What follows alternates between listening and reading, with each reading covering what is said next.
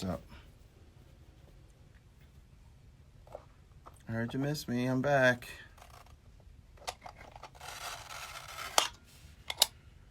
What's going on, everybody?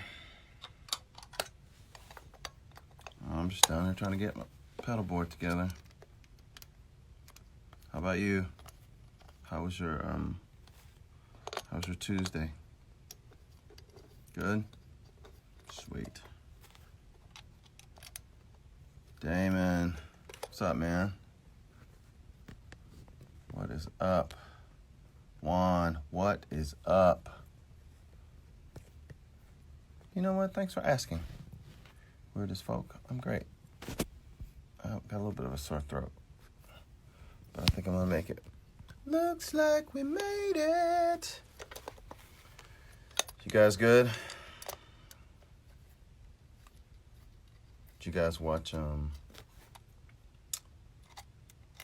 wait, no, today's not Tuesday. I said, did you have a good Tuesday, Nicole? I did have a nice birthday celebration. Thank you very much for asking. I felt incredibly loved and appreciated. What pedals am I adding? I'm adding this Jesse Davy King Tone Fuzz pedal.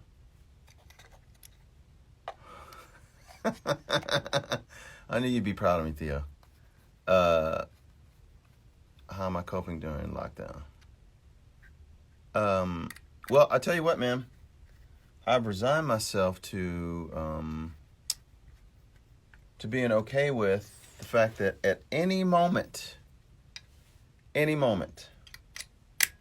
I could burst into hysterical laughter or tears.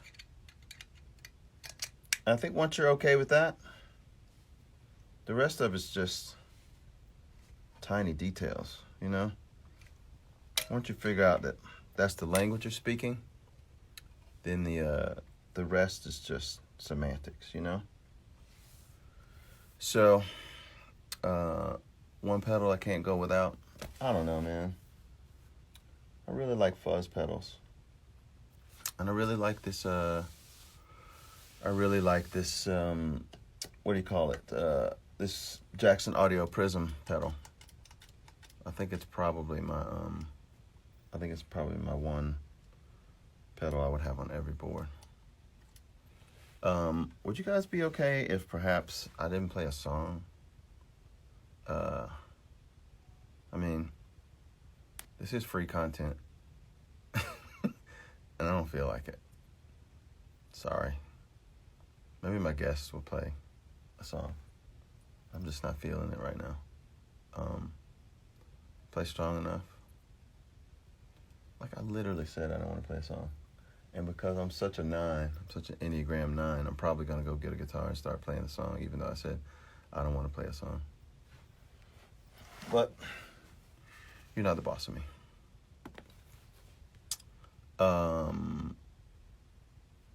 It's just a hang. Hey, you know what?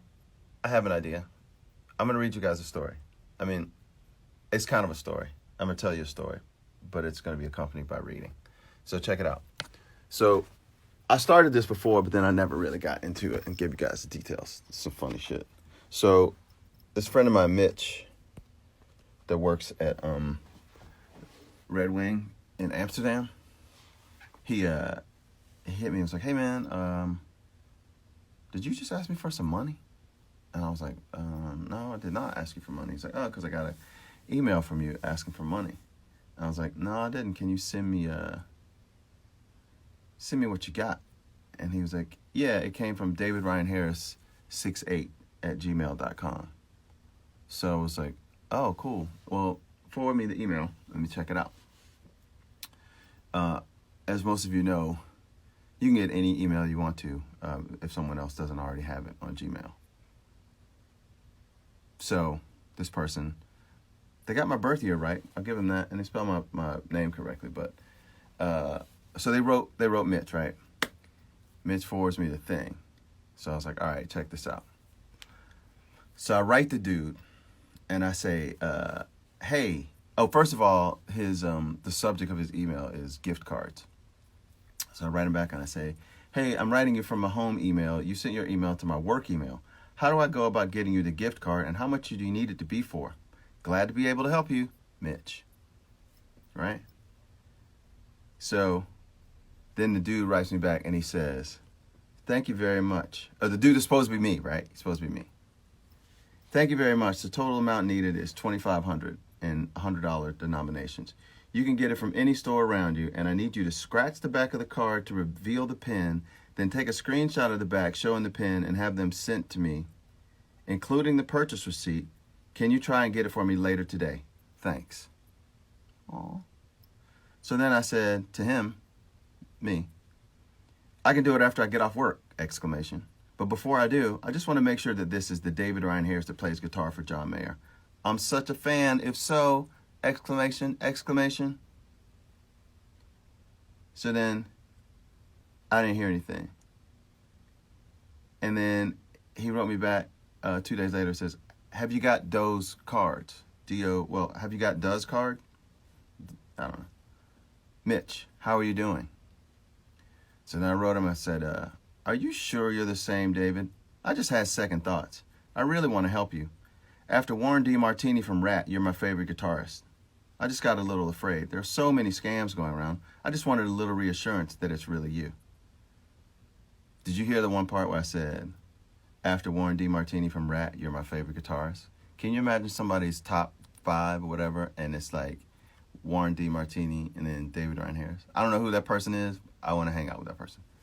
Anyway, so then he says, all of these misspellings and incorrect grammar, it's straight from this thing. He writes me back. He says, of course I am. It me, David Ryan Harris. I play guitar for John Mayer. Why would this be scam? What is scam? Can't never be scam, because I know how it's feel to get scam. What would I gain from it? Believe me as my fan, and I know what is going around. Everybody is trying to be careful. I promise you and cross my heart and soul, this is not scam, and you don't need fear. What? Okay. And so then he goes, hello, how are you there? I give you 100%. I think you're supposed to say assurance, but it's AASSURANCCE. I guess that's like assurance, but like extra assurance. That's like super assurance. So then I kind of had enough. Oh, and also, so once I got all of this stuff from him, there's the FBI has a website that you can go to and put in like stuff for fraudulent stuff. So I put in all this information about this thing. And then I was just sick of the whole thing. And so then I wrote him and I said, hey, I'm actually the real David Ryan Harris, all caps. I've just been writing you from a made-up email address. I forward all of this correspondence to the federal agency that handles email fraud here in America. Quit fucking with my people. Peace and love, asshole. The David Ryan Harris. The end. There you go. That's a little story. All true stuff. So the moral of the story is, hey, I might write you to ask you to do something, but it's going to be buy a record or some tickets. I'm not going to ask you for gift cards. Okay? So if you get an email from me, and it's not asking for you to buy tickets or to stream a record, it ain't me, babe. It ain't me. It ain't me, babe. All right. So that was fun. I'm going to have a guest on. What do you guys say? Will the real DRH please stand up? Yes, I will.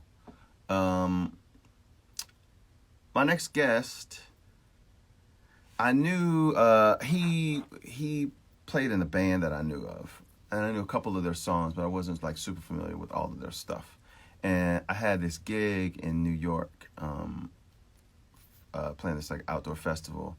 And in my band, it was Sean Hurley on bass and Rob Humphreys playing drums. And we were sharing like this Airbnb like apartment situation. And I don't know if I asked Rob what he'd been listening to. Maybe we were just like, trying to. Maybe I was like, "Hey DJ, play something." and he played me this record, and I was like, whoa, whoa, whoa, you got to give me that record. And he's like, oh, it's not out. I was like, I don't think you heard me. You got to give me that record. That is like one of the best things I've heard in forever. And I badgered him for a long time, and he eventually gave me a download to the record. And it was the record I listened to the most that calendar year. It's like equal parts like smart and like sexy and heartfelt and vulnerable, and the dude singing it, like his falsetto is better than my falsetto, and great guitar tones. It had like this spirit about it that was like some of the guitar stuff reminded me of guitar on Prince's Dirty Mind, which is my favorite. Well, Sign of the Times is my favorite Prince record, but Dirty Mind is definitely up there. It's got this kind of sort of punk aesthetic that I really love. Just really smart lyrics, and I was just like, I want to hang out with this dude. I want to meet this guy that made this incredible record. And then we met, and probably at the Hotel Cafe, and he just exudes cool in a very non-assuming way, but also just exudes this really he has this joy and grace and like this really sort of generous spirit about him. And I just fell in love with his music. I played a couple shows opening for him. I think he's great. I think the entire world should know all about him. I'm going to find him right now. Maybe. Where are you at? Boom, boom, boom, boom, boom, boom, boom, boom, boom, boom, boom, boom, boom. There we go. Okay. I'm touching your name. Okay. I'm supposed to say add. Come on. Come on, Instagram. Come on, Instagram. Come on, Instagram. Come on, Instagram. Wait. I believe I'm about to add somebody. I don't know who that is. Here we go. My friend, Mr.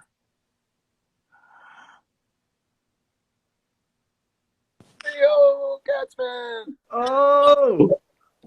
Hey. Oh. I was like, hey, Grandpa, I can't see your face. You're like, what's this bowl of oatmeal doing in my face? Hey, man. How you doing? Good, man. I just came on here to talk about that gift card, man. It's me, Mitch. Man, all you had to do was just, you got my private number. You could have. I know. I just thought it'd be more fun to spam you, man. Dude, David, I'm emotional from that intro, man. Thank you so much. One correction, I do not have a better falsetto than you. In fact, I tried to hit a note that you hit in your most recent thing you posted, and I was unable to, so. Well, just so you know, that may be why I'm not singing today, because I hit that note. Okay.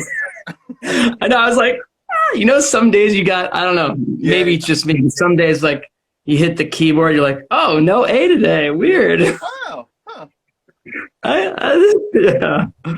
How you been? Dude, I've been all right, man. I like what you said about the oscillating between laughing and crying, That's a very real thing. Yeah, like if someone were to, just on call, if someone busted in and they were like, I need you to cry right now, I would be like, I've been waiting all day for you to say this. Totally, man. I've been, I think the one thing that I've been discussing with some of my musician artist friends, such as yourself, is like, if you made it to a certain age and you still play music and you do it professionally, then basically you can be sure that you spent a lot of time alone at some point in your life. Yeah. No matter how like social you are, but it's sort of like reminding me of I don't know, a younger, like way earlier time in my life with the guitar and like the basement and being like, yeah, I just feel kind of like a weird teenager in my room now, like eternally. Yes. So do you find yourself playing a lot during this whole situation? Well, I've been trying to. I just came off of a tour, and it was a long tour, and I was very lucky that we were able to play all of the shows minus three of them. Yeah. So only three of them were affected. They were postponed, but we're waiting to hear what the rulings are going to be on whether people can when everything's going to open up again. Right. So anyway, I came off that, and I'm like, I definitely wanted to. I basically had blocked off some time to like focus and try to regroup and get into some writing again. Yeah. And then this all happened. So I was kind of going to do it anyway. But it's certainly not now. The state of the world is obviously looming, and just mixing with all that. So strange time. No question. I do feel I've been trying to be somewhat, on my routine of the way I like to kind of get into it and see what's in there writing wise. And then if there's any time left over to practice, then sweet. But sometimes that takes the whole day. Other times I end up running scales for, the same scale for an hour. I don't know. Right. it's kind of weird right now. Yeah. Yeah. You surprised me with the slide guitar thing on your last record. Like, cool.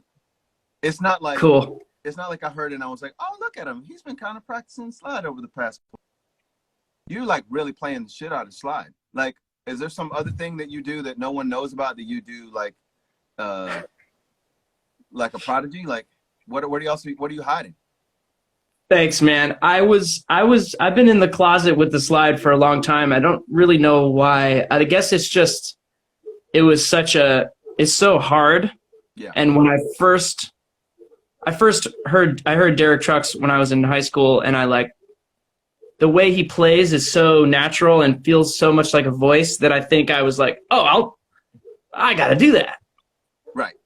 Great. I'll do that. And then it was like, I put the slide on the guitar, and it was like, oh my God. I was so brutal the first time that I just didn't even try, like put it down for literally years.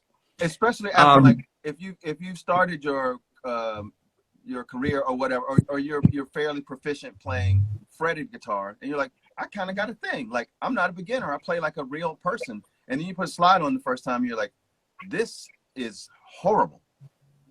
Yeah, it's a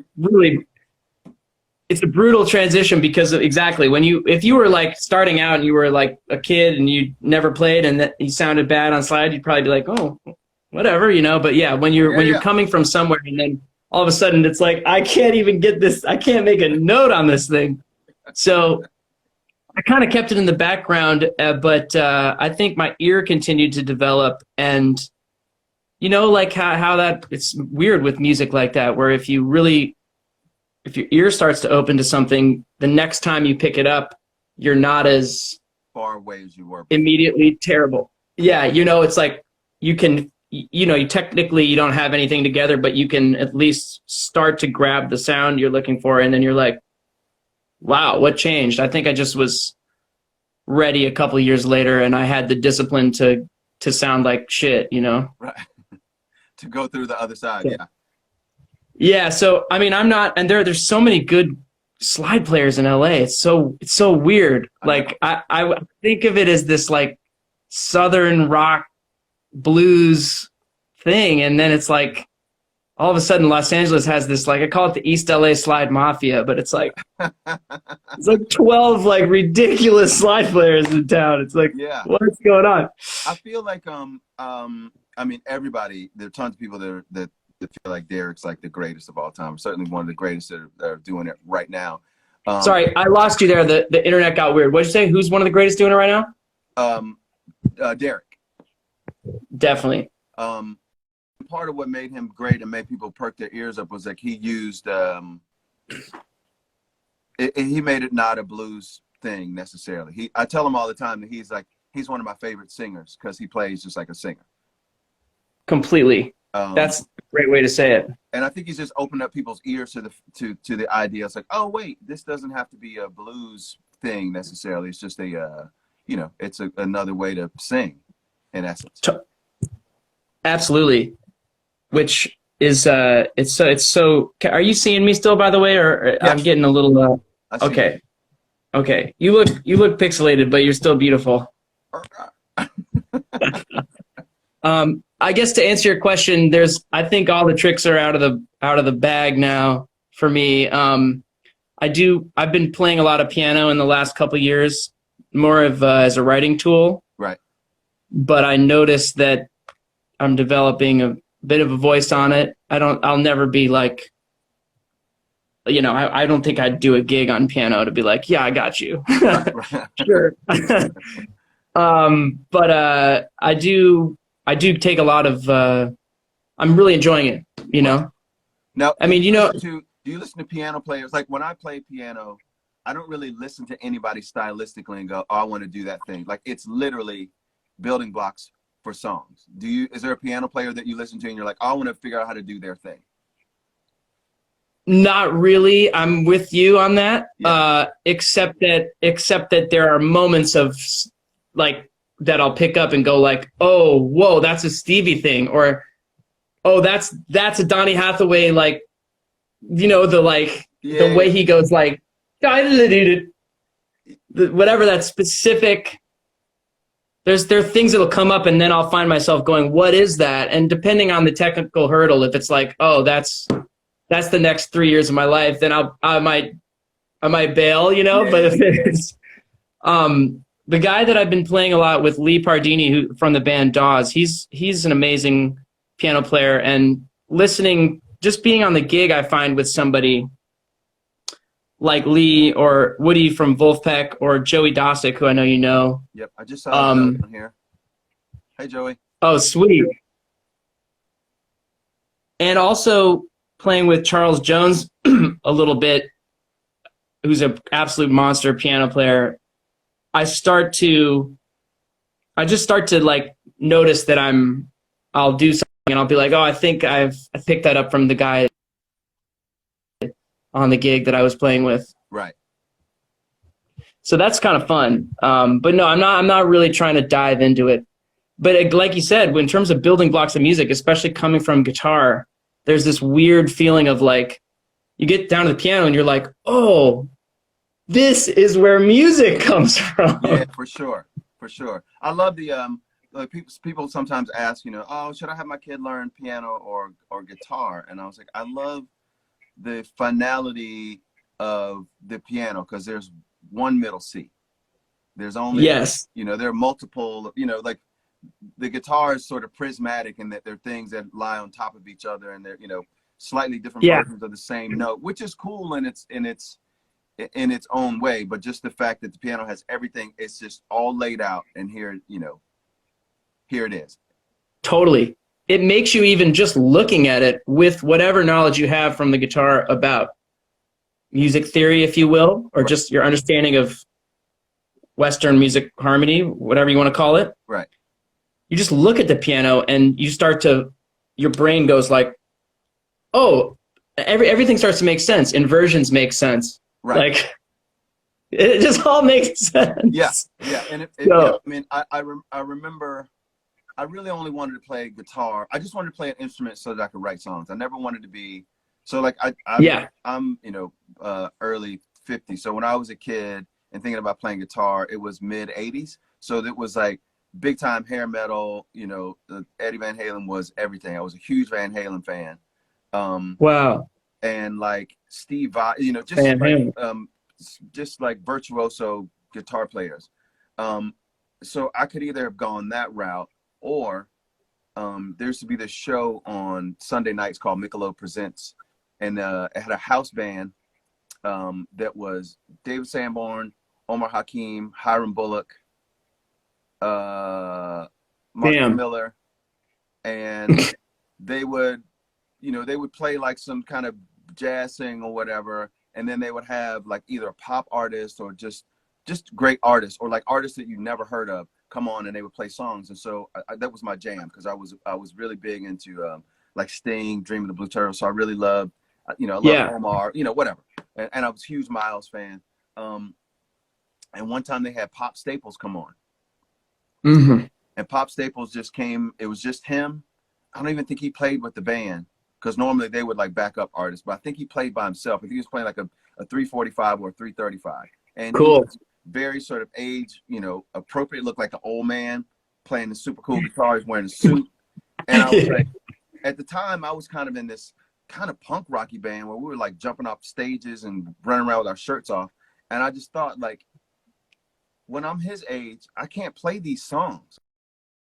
Doesn't even. I'm going to look ridiculous. And I just remember thinking, so I don't want to play the guitar that's necessarily all of this stuff. I want to write songs. And so I chose guitar because I could stand there and do it by myself. And I also thought that keyboard players were, I didn't like the girls that keyboard players got. This is a very particular thing when people are like, I feel like the instrument is sort of like the analogous to your haircut or your facial hair. Yeah.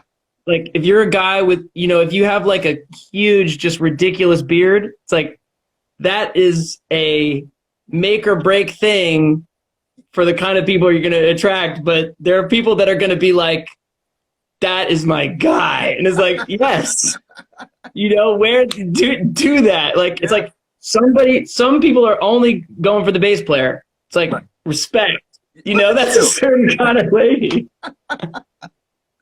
Like I wanted a girl who would expect me to have a motorcycle, even though I didn't have a motorcycle. Expect that I would have a motorcycle. Like girls that were into the keyboard player, like they liked jokes that I didn't like, and I don't know, it was a different thing. No disrespect, and I don't think that I had all of this completely thought out at the time. But I know in the back of my mind, I was like, when I see that group of people hanging out, this is a really, that's so funny, man. Well, you did go with the guitar, man. I'm glad you did, and I love the voice you have on that instrument. And I've always felt like you're one of the most compelling solo performers. Though I obviously love you with a band too. I was going to ask you what that journey is. Is there anything that you do you have a certain feeling of being like closer to home at solo or with a band, or does it just depend? Because not everybody can play solo. I think not everybody even writes songs that work solo. Right. Yeah. And it's actually kind of forced me to write in that way, which I don't like. I don't like being forced into any corner, but that's a different, that's a different show. Okay. Depending on the band and who I have in it, you're like picking up guys who I can afford, who's around, who can do rehearsal or whatever. So it isn't always the same band. There are a lot of the same pieces. So depending on the band, I have a certain level of nervousness about being able to deliver what it is that I want to deliver. All the way down to like, you play Hotel Cafe, which is, we both play there and have played there a lot. I just love it because it's so small. But I think about if I'm going to do that gig there, I got a bass player, I got another guitar player, I've got singers. About, am I going to be able to hear myself? Because I'm so used to when I do my solo stuff, dynamic performer, like I can make it really soft and then bring it up. I like to explore the entire dynamic range. And if my voice is tired, I could just sing in a certain way that works for those songs. But when I'm playing with a band and I'm dependent upon this new X factor, which is being able to hear myself over all of these people while making sure all these other people can hear themselves, it's just a whole different head trip. It's just a nervousness between the time, the walk from the dressing room to the stage. When I walk from the dressing room to the stage and it's just me, I'm like, it's going to take me 45 seconds to figure out what the monitors sound like, and then I got it. Like I'm totally. Cool. But like walking to the stage with the band, I'm like, oh, I hope the guitar's not too loud. I hope, like there's a lot of variables. A lot of variables. But I love them both. I love them both equally. The Buckley at Shanae record was sort of a watershed record. I'm a huge Buckley fan, I think, as anyone can tell you. I didn't really love that record. It just, I don't know, something about it was a little bit weird. But I love the fact that this guy could go and present these songs, which is him and a telly, and Totally. it's like, oh, that's a new thing that I'm now allowed to do. On like on an electric guitar and on a Telecaster too. Like, Right. yeah. And I love so, I started out kind of doing the acoustic solo thing after I kind of got out of my, kind of punk rock band. I did a couple solo acoustic shows, and I didn't start out on acoustic. I didn't get an acoustic till long after I had been playing for a while. So it was just like Cool. sort of a new thing. I always love that, by the way, just real quick, finding out what guitar players started on acoustic or started on electric. How about you? I feel like I started on acoustic only listening to like Hendrix and people playing electric. And so I was always just like, when I actually got an electric, it took me literally years to not like beat the shit out of it. Now, so, do you play with heavy strings? I play with on my electrics now. The Fenders. I keep finding myself. I think I'm basically a Strat and Telly guy. Like, I think so. Just from that's what I started on. I don't feel like any of my pedals even. I don't even know how to make them work with anything. With like my 335. I saw the thing you did the other day when you were playing yesterday, shutting down with the auto filter. Yeah. And a little bit of like little dirt. Ooh, I was imagining my Strat version of that, which I have set up right now. Yeah. And as soon as I plug the Gibson into it, it's just like it sounds like death metal. Like I don't know what I'm doing. So yeah. So I play with tens. Okay. Basically. What about you? On my 330, I actually play with 12, but I'm tuned to E flat. Cool. That's cool. And it kind of gives me a little bit of yeah. I don't know, I need a little bit of give, because like from my kind of punk rocky days, I just played hard because everything was so loud and fast, and I couldn't do light strings because I would just pull them out of tune. Totally. Right now with the quarantine, I borrowed a Strat from a friend that has like, I don't know if these are like 9s or something, and it's super low action. And then I've got my thing with 10s, and then I've got a thing with 11s tuned down, and a thing with 12s, and I even have 13s on one guitar in C. So I'm kind of like, I'm trying to find what what I dig, I think I have 2 Strats that are basically the same. With the 2 of the Silver Sky, I have 2 of those.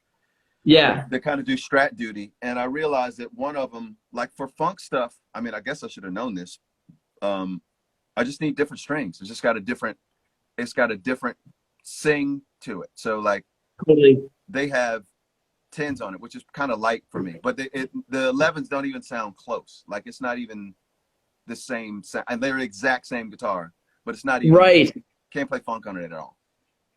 Isn't it so funny when you feel like I had one guitar forever, and now it's like I'm looking around the house like, look at you, like it's like, but it's like, well, that's that sound and that's that, Yes, yeah, totally. I used to try to hide him from my wife. She'd be like, is that a new?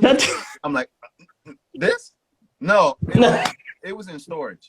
I had this so long, maybe since I was 16 or so. I got it in the studio. That's amazing. She's like, doesn't look new, looks vintage. It does have a price tag on it. That's awesome, man. Well, I cut you off. You were saying when you had we were talking about when you were in your hair metal or punk days, and then you had been switching to acoustic, but then Shanae.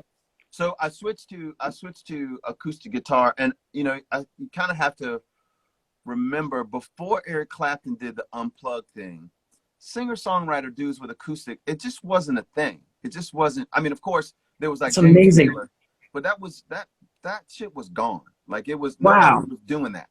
It's hard to imagine, but wow. And so he came and he did it, and it just sort of exploded. I think that was like a huge watershed moment for Martin Guitars and for the idea of somebody being a singer-songwriter playing acoustic guitar. So I jumped in the water with both feet and was like, okay, this is now a thing. And Wait, sorry. Who are you saying did that? Clapton? Clapton. Yeah, yeah, yeah, yeah. With that Unplugged record. Totally, yeah. And then I got to the point where, no disrespect to anyone that does this, I just hated the silhouette of a dude coming in with an acoustic guitar. Like, I'm gonna play some songs about my feelings and Totally. Yeah, I know. I know. I went through that. Yeah, totally. So I was like, how can I give myself a little bit more dynamic range, be able to get into some fuzzy things and some dirty things, and it still kind of makes sense. And in the back of my mind, I flashed back to that, the first time I heard the Buckley Yeah. at Shanae. And then it was just a matter of finding which guitar made the most sense. And the 330 is kind of perfect for that for me, because it's got a little bit of air around the sound. It's a little warm, and Totally. I talked to Adam Levy, told him how much I love my 330, but I hated it plugged up. He was like, get some flat wounds. I was like, seems weird. Put flat wounds on it. I was like, this is everything. Wow, cool. I think I would probably, I think I might probably be leaning that way had I not spent the first 10 years of my life playing the Strat. Right. Of my guitar playing life. Right. There's just, as I keep going on the journey and I get somewhere like really cool and I'm like, wow, that sounds amazing. And then I pick up my Strat and I'm like, shit. Yeah. But it's so funny, man. I have a really hard time finding my voice on a Strat. I think it's the weirdest guitar that exists. I mean, it was the only guitar that I wanted, for a period of my life. I was really into, I told a story a couple of weeks ago about meeting Stevie Ray Vaughan. I was really into Stevie, really into Hendrix, and I just wanted a vintage Strat, and I wanted that neck pickup that sounded like John Frusciante on Blood Sugar Sex Magic. Yeah. I wanted that thing, and then I got so many people burn me out on the somebody gets a Strat and they're like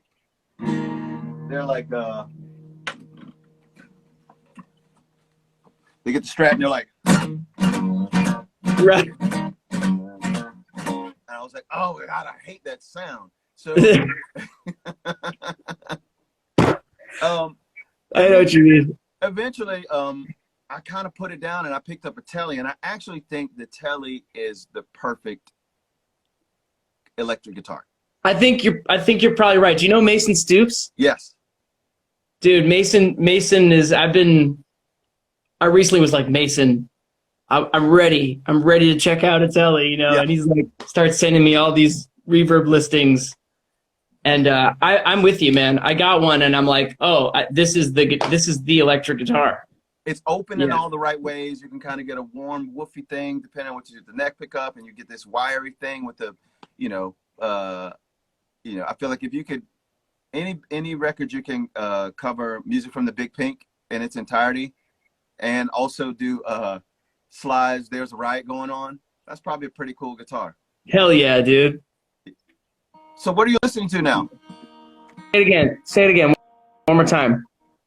What are you listening to now? You don't like a conversation? No, somebody said this conversation is boring. But then someone said it was amazing. Yeah, so I think, man, I don't know if people realize what that does to you if you're a sensitive person, which if you make music, you probably are. It's so hard to see all the comments all the time in general in this life we live. Try not to watch them, but it's like, oh. Man, Reverb Anyway. I got a notification yesterday that Reverb was going live now. So I got on this thing and saw this girl playing. She was singing to tracks, and she was wearing like this latex kind of suit, and she had these weird lights that looked like a bad 80s thing in the back. And the music was not my thing at all. Dare I say, it was not very good at all. Okay. But then there was a guy in the comments that was like, this fucking sucks. And I wanted to be like, yo, man, like, how is that helpful? To like, you think she's gonna read? I know. Like, oh, I should be playing other songs, or like, you're like, right. You can totally ruin your whole thing. But for me, I'm kind of only half looking at the comments, because this is the most quiet surroundings. You and I have had a conversation in, and I don't know how long. So I don't That's true. I'm with you, man. No, I think most people do too. Right now, I've been Are you familiar with Foy Vance? Yes. Have you heard his album To Memphis? No. It's really good, man. He made two records. I think one of them he did at Muscle Shoals, and I forget where he did the other one. And one of them's kind of like a pretty throwbacky kind of like uh, Muscle Shoals soul kind of thing, and it's definitely really good. But his To Memphis, this album, so that was called From Muscle Shoals, and then the other record was called To Memphis. Okay.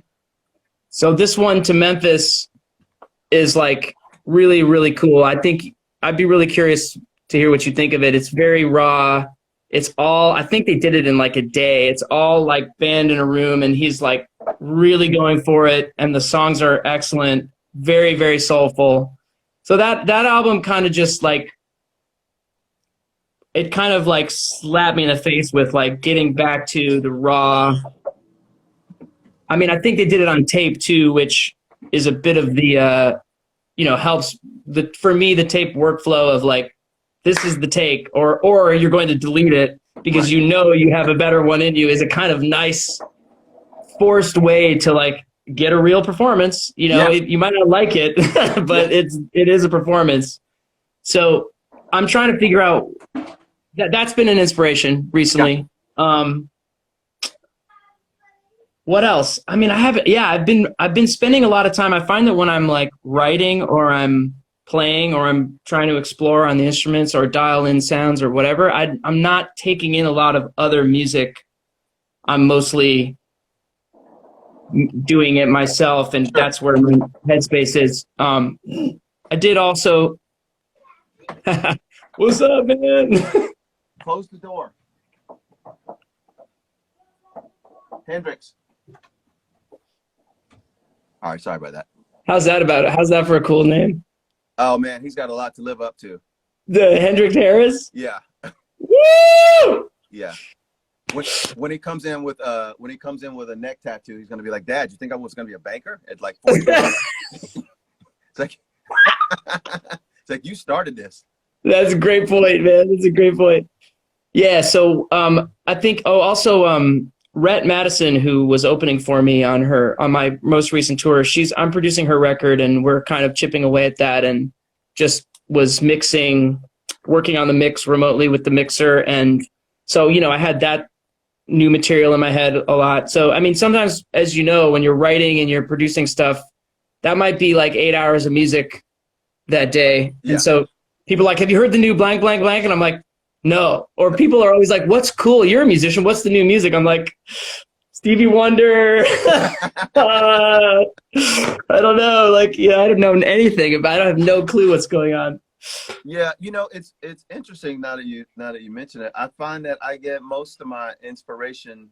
Well, some of it I guess is sort of bougie, and I don't mean this in a way that is no, go there. Like a lot of the people that I look to for inspiration, I actually know. Like they're actually my friends and my peers. Exactly what I would say. And not blowing smoke, and I won't look at you directly in the eye so that this isn't weird. Let me do this. Hold on, I think I know it's coming up. I'll put my Okay, cool. Your last two records, I think about and I reference either sonically or melodically or in some way in a lot of what I'm doing. I just think they're really, really great records that sound absolutely timeless, which is for me, it's the ultimate compliment to make timeless music. Man, thank you, David. I love you, man. I love you, man. Oh, dude, that means so much to me, man. I love what you do, and you've been an influence on me. So that means so much to me, man. Thanks. I mean, and we have to write songs at some point. That's the irony right now is everybody's got all this time, and I keep going through my mind being like, hey, let's blah blah, and you can't do any of it in the way that I'd want to. I found I don't really do well with the remote thing in terms of writing, just because I don't know what it is. I like. It's a strange interface. Yeah, maybe that's it. It's a strange interface. It's like some people do really really well with it. It's like what all the things that are missing from watching cooking shows. It's like I guess that's I don't know. I can't taste it or smell it. I'm just looking at this guy's face. It looks like it's delicious, but I can't. Yeah. It's Right. that's what this thing can be. Right. Before we get off of this thing, because I'm gonna get kicked off in 15 minutes, we have to play this game. Yeah. While you pull the cards up, I think I know what you do. Can I just tell a quick story about cooking shows? Oh yes. So, no secret that I'm a fan of Southwest Airlines, and I promise I don't work for them. But like, I just think the no penalty on changing the flights thing is like super great, and love flying Southwest when I can. They're always great about guitars. So they used to, maybe they still do. I haven't been on a flight in a while, but they have their like cookie, their TV in the seat thing, Yeah. But their programming isn't like that hip. So they sort of have like Food Network. They got like 2 shows. Yeah. And then they got like CNN. I don't know. I got into watching Chopped. And I would like, basically once you burn down like 6 or 7 episodes of Chopped in a row, you start getting like nauseated by the format. Yeah. Like just like, oh, here's going to come that shot. And then he's like, the salt is, and then they're editing it. So it's like, oh, salt, little too much. Anyway, hit me with the cards. Oh man. Games called Songversations, and I actually don't really play it like a game. I just have some cards, and they have music related questions that spark conversations about life. So I'm just gonna. You want to give me a number, or you want me to just pick one? Pick one. Okay, pick the one off the top here. It says. I kind of just asked you that question, so. Ooh, you are DJing a huge New Year's Eve party. Dance floor's packed. People are ready to move. What song do you play first? First of all, this is actually very close to my worst nightmare. I don't want to be a DJ. I have whiffed so hard in my like little trial runs at like a party, and it's like everyone's like, yeah, play something, and I put on like a Lucinda Williams tune, and it's just like, oh, you are the worst. People are like, what? I'm like, I love this is so emotional. No, but I mean the answer to that question I think is going to have to be something from Earth, Wind and Fire or Kool and the Gang. Okay. And it might have to be Get Down on It or September or like one of those really serious those two that to me that's like dance music. That's like great dance music. Man, I'll tell you, I feel this to the depths of my soul.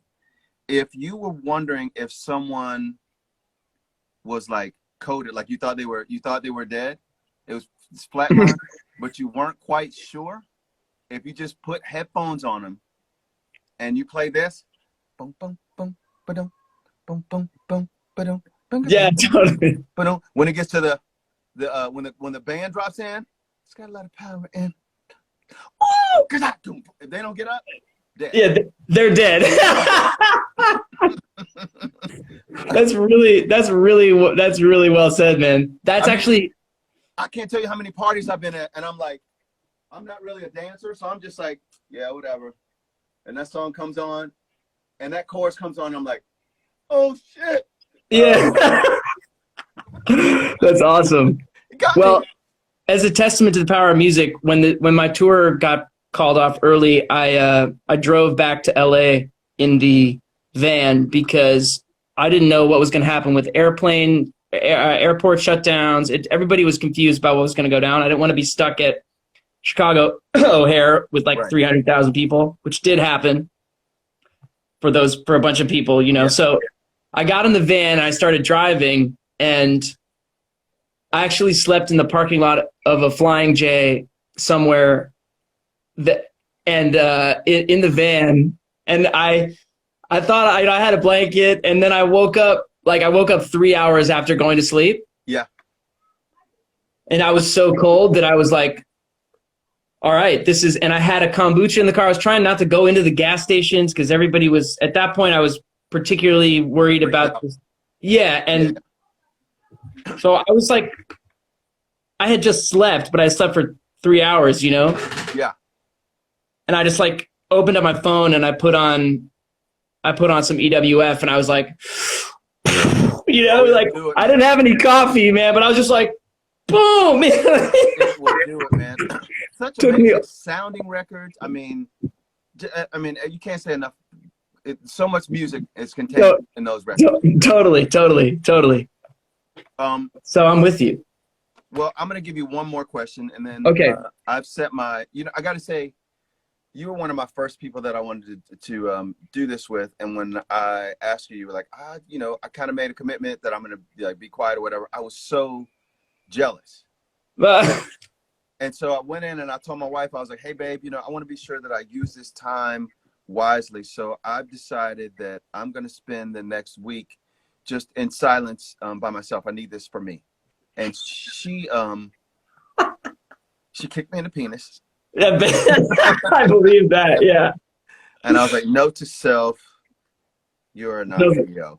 Doesn't work. Well, Yeah. I'm also not married and I don't have kids or any Right. responsibilities to any other humans in that way. So I was very grateful that you understood. I felt like such an idiot for those of you who don't know. David asked me to do the show and I was like so excited that you asked it. I was like, hell yeah, when? Tomorrow, like Wednesday, hell yeah. Like, and then I was like, oh man, remember when you just committed, you know, like to like no internet for like a week or whatever because you're trying to I need that time after a tour to like just figure out even how to like do my laundry again, you know? Yeah. Sure enough, you were like, all good, man. And then we're doing it now. So I appreciate that. I totally got it. And I was glad that you sort of stuck to your guns. I say yes to everything. And I've just in the past couple of days, a couple of people have asked me to do like sort of online show things. And I was just like, I don't really love the format. I don't think it sounds very good. When I hear it back, I'm like, I don't like the way it sounds. I don't feel like I have any control over the presentation. It's like glitchy and I'm sorry, but I don't want to do it. I feel terrible about saying it, but it's like, right. It's okay. Yeah. Like you said at the top of the show, I mean, you know, you get to do what and this is great content and it's free content, like you said. Well, man, I cannot wait to hang. Me too, man. You're here in Highland Park, yes? Yeah, we don't live far away. I even used to live on the mountain with you, but we never. But that was now I don't. But I probably live. I could probably bike to you in 15 minutes. We go on a walk every day at 4 with the kids, and I can't tell you how many people I meet, and they say, "Where do you live?" I say, "Mount Washington." They go, "Oh, do you know so and so or this person lives up there?" And I'm like, "I don't know anybody." We were walking and this guy had his garage door open and I saw he had a Wurlitzer in there and like a CP70 and a couple other guitars. And I was like, hey, buddy, you play music? I could see that he was like, oh, I cannot close the garage door fast enough. Who is this? Oh man. Little does he know.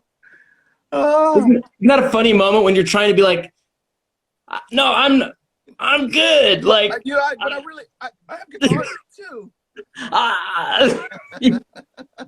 When I've been in that position so much in my life that I understand it if like someone does that to me. Yeah. And I'm like, but there's some like, you know, it's not the right entry point sometimes, right. You know. Right. You can't be like, hey man, here's my card. Yeah, check it out. I got a 9-volt amp with me. If you just let me hold your guitar, I'll show you. That's beautiful. Here's a song that I wrote. Well, we must hang here on the mountain or elsewhere. Yeah, man. Whenever it's cool. Like I'm chilling. So yeah. Well, those of my people that don't know who you are, this is Theo Katzman, ladies and gentlemen. Thanks for look him up. Just fantastically groovy, heartfelt. I love the spirit of the new record. Like it had all the elements of a not really a protest record, but just like a record that feels like this is what I feel like right now. And thanks, man.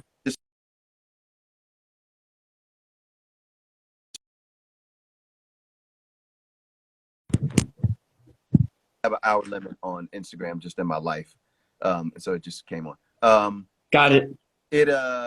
Yeah, great record, and then Heartbreak Hits. I mean, that record is a classic. That record will be.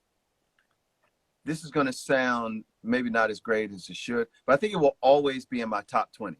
I mean, you got to think I'm 50, so I'll probably have like That's 4,000 more records. So that's huge, man. I means so much to me, man. great record, man. Thank you, brother. I love you, Uh, man. Thanks, David. let's do this again when there are not a bunch of people in the room. I love it, man. Thanks for having me, bro. All right, man. Have fun. I'll Cheers. I'll talk to you soon. soon. Later, man. Bye, y'all. Thank you. All right, Theo Katzman, ladies and gentlemen. Um, yeah, I will be back not tomorrow. I'll be back on Friday. Yeah, I don't know. I may post something crazy tomorrow, but I don't think I'll do it live tomorrow. Hopefully, you guys are doing well. Make sure you check on the people that you love. And yeah, if you're in Atlanta, have fun at the gym and getting your nails done in Georgia. It's crazy shit. That's it. I will talk to you tomorrow. I mean, Friday.